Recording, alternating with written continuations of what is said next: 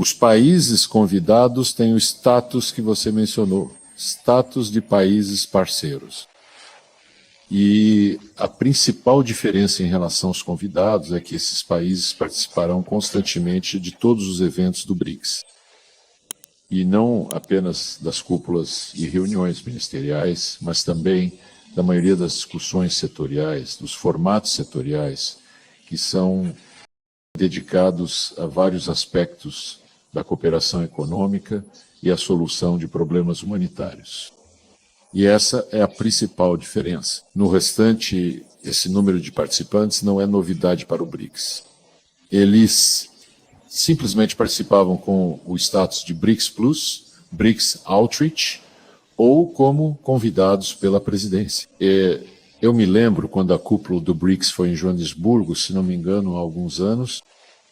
Sim, lá como convidados estavam presentes os chefes de Estado e de governo de todos os países da União Africana. Nem todos compareceram, mas mais de 50-50, pouco mais de 50 participaram. Portanto, do ponto de vista da gestão de um fórum tão grande, já houve precedentes aqui, mas, é claro, a participação de 10 países que foram definidos como parceiros, países parceiros na cúpula de Kazan, é uma qualidade fundamentalmente nova.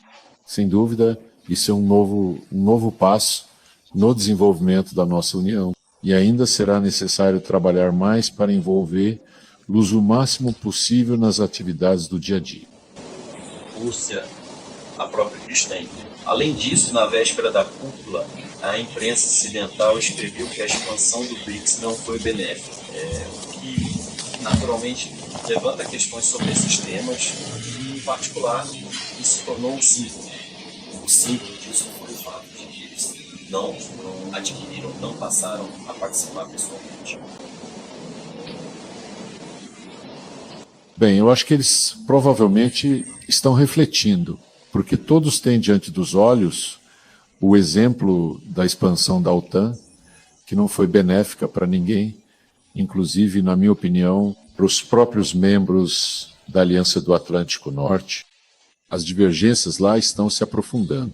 Uma espécie de leve rebelião está amadurecendo no navio, pois cada vez mais países querem se guiar não por diretrizes ideologizadas impostas pelo patrão, mas por seus próprios interesses nacionais. Pois bem, no BRICS nunca houve esse risco. E eu não vejo nenhuma ameaça de dispersão em nossas atividades. O BRICS sempre se baseou, em todas as suas ações, nos princípios de igualdade e respeito mútuo, consenso, e um consenso que realmente reflete o equilíbrio de interesses e não é ditado por um irmão mais velho. Portanto, não posso concordar com essas tentativas de descrever artificialmente o BRICS como uma organização que já esgotou seu propósito. Pelo contrário, seu potencial está apenas começando a se revelar. E, aliás, gostaria de acrescentar que foi dada muita atenção à reforma dos mecanismos de governança global. Já mencionei como o Fundo Monetário Internacional, o Banco Mundial, foram citados como a questão da sua reforma foi levantada, assim como a Organização Mundial do Comércio neste cúpula. Mas uma atenção muito grande, incomumente grande, em comparação com anos anteriores, foi dada à reforma da Organização das Nações Unidas. É claro que a reforma do Conselho de Segurança da ONU atraiu a maior atenção, e o texto que foi acordado confirma a necessidade de ampliar o Conselho de Segurança para superar a subrepresentação dos países da Ásia, África e América Latina. O Ocidente não é mencionado de forma alguma. O Ocidente, de qualquer forma, já há muito tempo e de maneira imerecida, recebeu mais assentos do que deveria, do ponto de vista do real equilíbrio de forças, da correlação de forças no cenário internacional. Mas, talvez, pela primeira vez, o tema da reforma da Secretaria das Nações Unidas foi analisado de forma muito detalhada. Há uma crítica direta ao problema relacionado ao domínio de cidadãos de países ocidentais em cargos de liderança na Secretaria. Eu já dei o exemplo da liderança da ONU. Sim, existem cargos de vice-secretário-geral, são algumas dezenas, mas os cargos-chave, dos quais depende o funcionamento real da Secretaria e, consequentemente, a preparação de propostas para os Estados, o que influencia significativamente a agenda. Esses cargos-chave são ocupados por todos os países membros da OTAN. O secretário-geral com quem conversei aqui é António Guterres, de Portugal. Há uma vice-secretária para assuntos políticos, que é cidadã do ZEUA. O vice-secretário para operações de paz é cidadão da França. Nossa agenda comum, a agenda para o desenvolvimento, está sendo promovida com base naqueles princípios que foram aprovados pela Assembleia Geral. Está sendo promovido o conceito da ONU 80, no qual já estão descritos passos práticos para a reforma do secretariado, que exigem uma atenção muito séria. E foi confiada a supervisão desse processo a uma pessoa para quem foi especialmente criado um cargo adicional de vice-secretário-geral, ou seja, para supervisionar as questões de transformações dentro do secretariado. O que vocês acham disso? Um súdito britânico. Então, esse desequilíbrio já é óbvio para todos. E as tentativas, em particular no âmbito do processo da ONU 80, de realizar uma reforma de modo que os órgãos intergovernamentais, principalmente a Assembleia Geral, sejam apenas informados sobre como as decisões são tomadas, e a Rússia, juntamente com seus parceiros com ideias semelhantes em Nova York, apresentou uma resolução pedindo a prevenção de tentativas de contornar órgãos intergovernamentais ao resolver questões de extrema importância para o destino da ONU. Você teve uma reunião com seus colegas iranianos ontem? Não funciona. Teve a transmissão. Como? Transmissão. Você é, de fato, um especialista muito competente em tecnologia. Ontem houve uma reunião com os colegas iranianos. Deixe-me, em que formato podem ocorrer as negociações entre o Irã e a AIEA?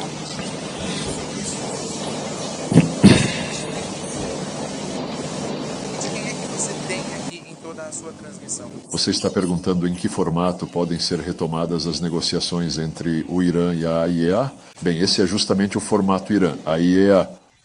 Se estamos falando desses dois participantes, Teherã e a Agência Internacional de Energia Atômica. Fiquei com a impressão de que, antes de tudo, a liderança da AIEA deve assumir responsabilidade pelas avaliações que publicou no passado e que foram apresentadas ao Conselho de Governadores da AIEA. Essas avaliações foram caracterizadas por muitos como, digamos, ambíguas. E, ao contrário dos relatórios anteriores da Secretaria, elas permitem uma interpretação que sugere que o Irã não está cumprindo suas obrigações de forma muito diligente. Como você sabe, a chamada Tríade Ocidental, França, Grã-Bretanha e Alemanha, aproveitou isso e levantou a questão na reunião. Por isso, agora, estamos certos de que o secretariado deve fornecer algumas garantias de que, de agora em diante, seguirá de forma absolutamente rigorosa as competências que lhe foram atribuídas. Quanto à Rússia, não estamos falando de mediação. O presidente Putin lembrou que, quando foi acordado o plano de ação conjunto e abrangente sobre o programa nuclear iraniano, ele levava em consideração as capacidades da Rússia de fornecer serviços relacionados ao enriquecimento do urânio acumulado na República Islâmica do Irã antes da adoção desse documento, enriquecendo o urânio até o nível necessário para fins energéticos para uso em usinas nucleares. Como, ao longo dos anos após os Estados Unidos terem se retirado unilateralmente desse plano de ação conjunto e abrangente, o Irã não tinha nenhuma obrigação de limitar o enriquecimento de urânio, e agora é sobre isso que está sendo discutido. Nós apenas lembramos que temos essas capacidades tecnológicas e estamos prontos para oferecê-las, retirando o excesso de urânio altamente enriquecido para processamento na Rússia e devolvendo o urânio enriquecido para fins energéticos à República Islâmica para suas instalações de energia nuclear. E, claro, se as partes se sentirem seguras quanto a isso, a Rússia pode ajudar a aproximar as posições. Antes de tudo, os Estados Unidos agora querem retomar o diálogo com o Irã. Omã ajudou com isso e uma série de outros países árabes do Golfo Pérsico também ajudaram. Mas não vamos esquecer que foi justamente o Plano de Ação Conjunto Global que foi aprovado, pelo qual a comunidade internacional agradeceu a todos os participantes e que mais tarde foi anulado. Ele foi elaborado com a participação, entre outros, de europeus, americanos, Rússia e China. Portanto, se o principal interessado, que é Teherã, assim o desejar, não vamos nos opor. Donald Trump já ameaçava, mesmo antes de tomar posse, os países do BRICS com tarifas de 100% no caso da introdução da moeda do BRICS. Literalmente, há pouco tempo, ele já ameaçou com tarifas de 10% para todos os países que, segundo ele, seguem uma política do BRICS anti-americana. Vai surgir um sentimento pró-BRICS? O que está acontecendo com Trump? E qual é a reação a essas declarações do presidente americano? O que significa o que está acontecendo com Trump? Essa é uma pergunta estranha. O presidente Trump não esconde seus objetivos. Ele defende, acima de tudo, os interesses dos Estados Unidos, especialmente os econômicos, no que diz respeito a investimentos e comércio. Ele não esconde isso, e isso significa que, mais uma vez, se confirma a conclusão de que o modelo de globalização que os Estados Unidos promoveram em um contexto neoliberal por muitos anos e que por um período foi aceito por todos, agora deixou de funcionar. Mas quando se trata de pagamentos propriamente ditos, a criação de uma moeda real e plena entre os países do BRICS nunca foi discutida de forma direta e aberta, nem oficialmente proposta em nenhum momento. Aqui, a primeira iniciativa para trabalhar em plataformas alternativas de pagamento também foi tomada na cúpula de Joanesburgo, onde, aliás, o presidente Lula promoveu ativamente esse tema. E as propostas brasileiras foram, de fato, bastante longe e sugeriram diretamente descrever formas concretas e detalhadas de como um possível e eficaz mecanismo para plataformas alternativas de pagamento poderia funcionar, potencialmente, na declaração final. Mas, no final, foi incumbido ao Banco Central e ao Ministério das Finanças preparar propostas sobre tais plataformas que permitiriam realizar pagamentos utilizando um sistema de liquidações mútuas que não dependesse do dólar. Os Estados Unidos, sob os democratas, passaram a abusar grosseiramente da posição do dólar na economia mundial e no sistema financeiro global. E não é à toa que, ainda durante o período de preparação para a posse, o presidente Trump acusou diretamente Biden e sua administração de terem minado o papel do dólar por muitos anos. Agora será preciso levar em conta que a confiança nele diminuiu. Na verdade, é exatamente isso que aconteceu. E quando, por muito tempo, nos últimos, 30 anos, talvez até mais, nos diziam que o dólar não era propriedade americana, mas um patrimônio de toda a humanidade, que garantia o funcionamento suave e ininterrupto da economia mundial. E que as garantias do ZEUA deveriam ser claras e aceitáveis para todos. Isso já ficou no passado. Ninguém sabe quando e por que motivo alguém será punido. Bem, há muitos exemplos que eu poderia citar, mas não vou. Até mesmo aqueles que são considerados quase aliados dos Estados Unidos não podem se sentir tranquilos. E no BRICS, bem, a moeda nem chegou a ser discutida. O que foi discutido, como eu já disse, em primeiro lugar, foi o aumento do papel das moedas nacionais. Esse é um processo que já está acontecendo na vida real. Em segundo lugar, trata-se de uma nova plataforma de investimentos, uma iniciativa de pagamentos transfronteiriços. Tudo isso, em conjunto, cria um leque de possibilidades para evitar a dependência do dólar e também do euro, porque ninguém está garantido. O presidente, ao discursar na primeira sessão da cúpula no Rio de Janeiro, o presidente Putin citou o número de 90%. É exatamente essa a porcentagem das transações em nossos relacionamentos comerciais e financeiros com os parceiros do BRICS e com os países parceiros, ou seja, 90% das liquidações são realizadas nas moedas dos próprios países participantes. Então, na minha opinião, isso é uma garantia muito boa, uma garantia realmente sólida. E esse processo também está se desenvolvendo com outros países. Tudo isso são consequências das ações que foram tomadas, que na verdade tinham como objetivo punir, neste caso da Federação Russa, destruir todos os princípios sobre os quais se baseia o comércio internacional, os investimentos internacionais, incluindo a inviolabilidade da propriedade, a presunção de inocência, a concorrência leal, tudo isso foi jogado fora num momento. E agora há um processo de fragmentação daquelas estruturas que foram criadas na era da globalização, segundo os padrões americanos, e em geral não causaram rejeição em ninguém até que começaram a ser abusadas. Victor Vladimir, a declaração do BRICS é a primeira a lançar ataques específicos à infraestrutura civil russa, incluindo vítimas infantis.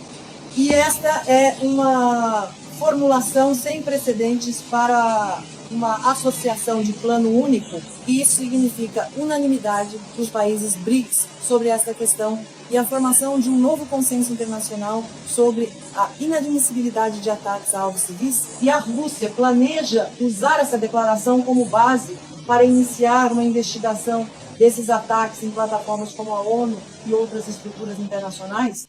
Naturalmente, se isso está registrado na declaração aprovada pelos chefes de Estado, isso significa unanimidade entre os países do BRICS. No entanto, não se trata de formar um novo consenso sobre a inadmissibilidade de ataques a alvos civis. Tais ataques já estão há muito tempo proibidos por inúmeras convenções, principalmente as convenções de Genebra do final dos anos 40 e os documentos subsequentes. Isso não diz respeito apenas a alvos civis, isso se aplica também à população civil pacífica e ainda mais especialmente às crianças.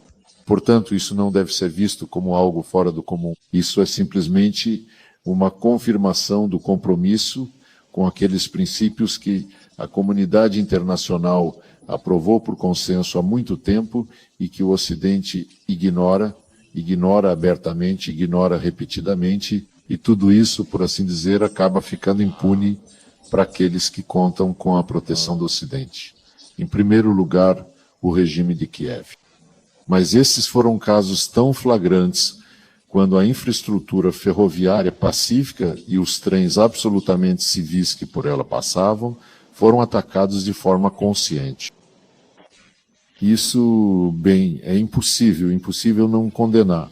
E impossível fechar os olhos para isso, como tentaram fazer e representantes de vários órgãos da ONU, quando abordamos esse mesmo tema com eles, assim como tentaram fazer os funcionários do Conselho de Direitos Humanos da ONU e os funcionários da Organização para a Segurança e Cooperação na Europa, quanto à investigação e responsabilização dos culpados, no momento não estamos tentando lançar esse tema no debate internacional.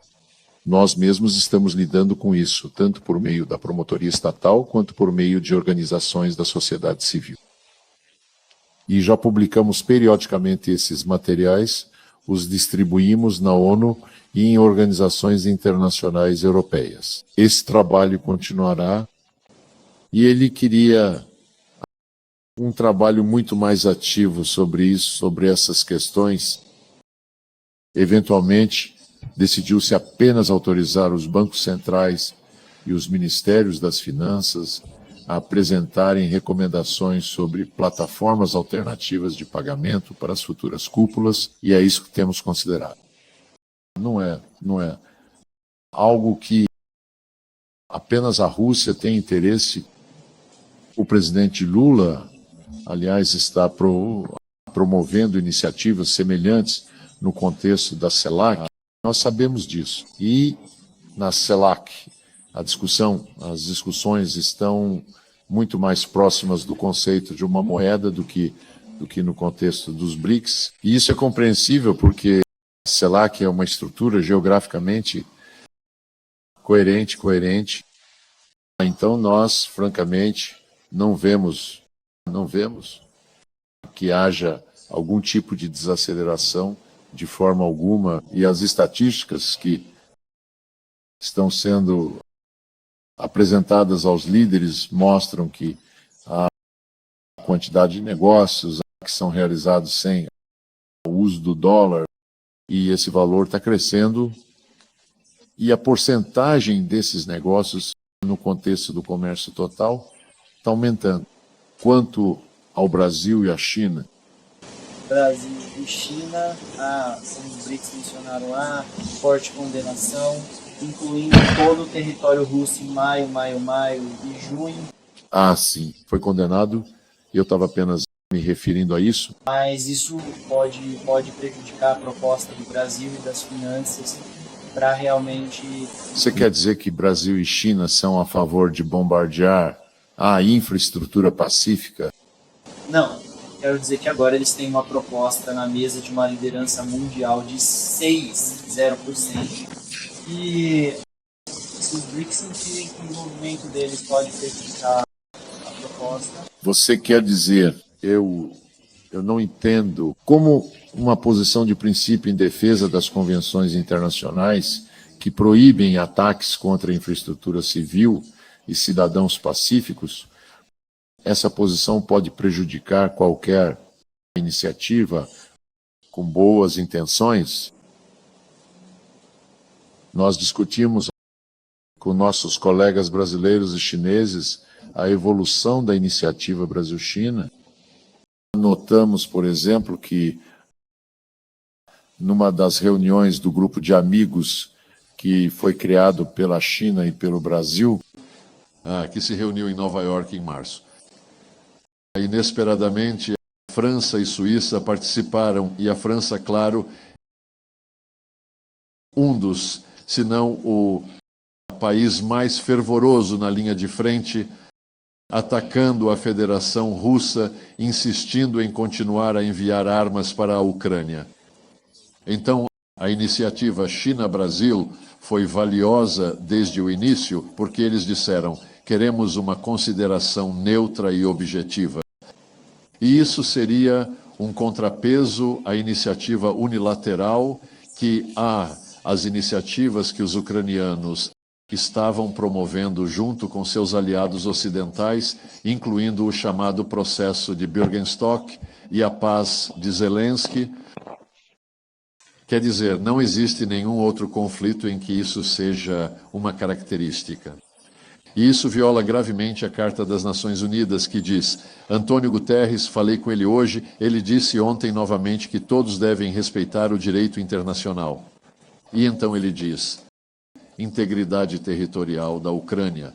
Mas esse princípio de integridade territorial significa que ninguém se importa com os direitos inerentes das pessoas que vivem nesses territórios. A Carta diz respeito aos direitos humanos, independentemente de raça, gênero, idioma ou religião. A língua russa e a Igreja Ortodoxa Canônica na Ucrânia são proibidas por lei. E eu disse: olha, o Ocidente, que sempre ensina todo mundo sobre direitos humanos, inclusive você, nós, a China, a Venezuela, todo mundo,